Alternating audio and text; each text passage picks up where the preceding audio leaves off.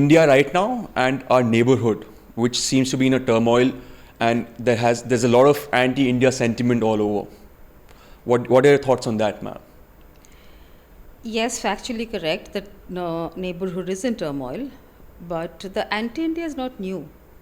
It's always been like that, and there are many reasons for it. Some of them are well known. It's also because India has a geographically important critical space, which is right in the middle, and overwhelms everybody given our growth story, our GDPs, our other indicators. Though many of our neighbors are actually done very well also themselves, including on the HDI.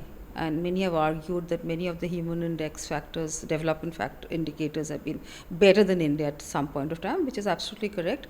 But at the same time, at this point of time, if you're talking about the turmoil issue, yes, Myanmar, of course, is something that we are watching for the last near 2 years. Things are not settling down. There's too much of disarray there. But again, I've always argued that Myanmar will themselves have to find their own solution. They can never be a imposition from top. Has to be on the ground that they will find a way. So they're examining federal solutions. But again, the fact that the ethnic groups barely, see eye to eye on any issue. But again, I'm very hopeful that they will come around and we will not see the kind of military rule that we've seen there, which is exactly, I think, what all of us want, of democratic federal polity to emerge. It's taking time. But at the same time, there is no doubt about the fact that Myanmar, whether it's the official we're talking about or the local population, everybody looks up to India and always has urged upon India that we need to do more with them. So we are a very popular guy there, actually. So though there are issues on the on the borders and all of that, we hear about right now the influx that's happening and the borders being closed. But Myanmar again is a very close neighbor, and much of a foreign policy that we have now designed, which is about neighborhood first, Act East policy, all impinges on Bangladesh and Myanmar. Bangladesh is the other country which is in turmoil, as you mentioned, yes. And it's again an important country for us. Not only do we have the longest borders with them, which also was important that in 2015 we were able to resolve that very peacefully. So there's never an issue. That's also another milestone in our relationship. But our historical relationship is very strong. And over the years, it wasn't very long ago that Bangladesh formally acknowledged India's role in the liberation war. But we've also, over the last several years, built a very strong development partnership. What is right now, it's in a bit of fluidity, but again, I'm very upbeat that things will settle down. And India and Bangladesh will have to work together. That's how I argue. Sri Lanka's had interesting results yesterday. So, and the fact that this leader was actually in India a couple of months ago is also interesting, because we've always seen JVP as a very anti-India political party, but there's a new maturity that we can see now, and they realize that can't be the like a benchmark for anything. And the fact that he was here, the Senaika was here in India some months ago, and the first time we've seen, and they were also the kind of, when the Aragalaya movement happened, they were really the ones who were very much involved in it and engaged. So I think it's a good, I would like to say this is a tectonic moment actually in Sri Lanka, because we haven't seen this political party ever grow to this prominence. But so again, Sri Lanka is going through economic upheavals, but it also has been able to stabilize to some extent. It's going to take time. Can't happen overnight.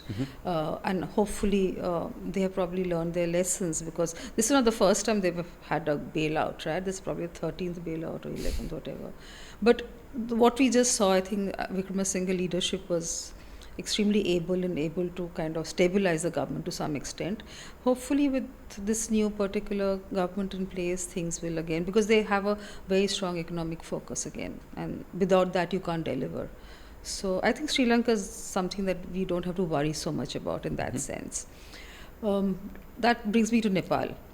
Nepal, is, for me, actually, when I look at the neighborhood, I always think Nepal. It's difficult to actually prioritize or put them in a kind of a listing order. But I think Nepal is probably the most critical neighbor. I always felt so. Why would you say that? Uh, because it's unique. We have open door policies. How many states or neighbors do that? Right? We have their own Nepal population, Nepalese working in our Gorkha. So they still, I think over 4 lakhs Nepalese still earn their pension from Indian. True. So that link, the fact that we still have, irrespective of irritants that we've had, irrespective of border issues that the political leaders want to always, I think there's a distraction formula that they have there.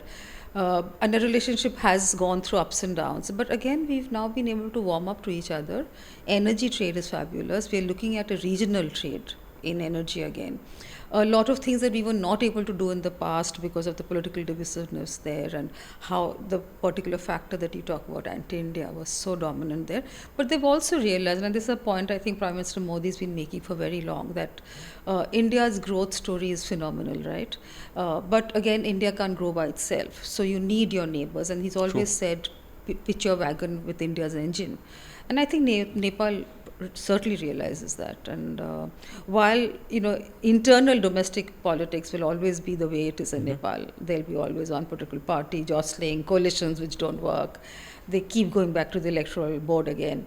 But I think overall, I would say, this is not to override the fact that there are not going to be differences with us. There are. We continue to have differences.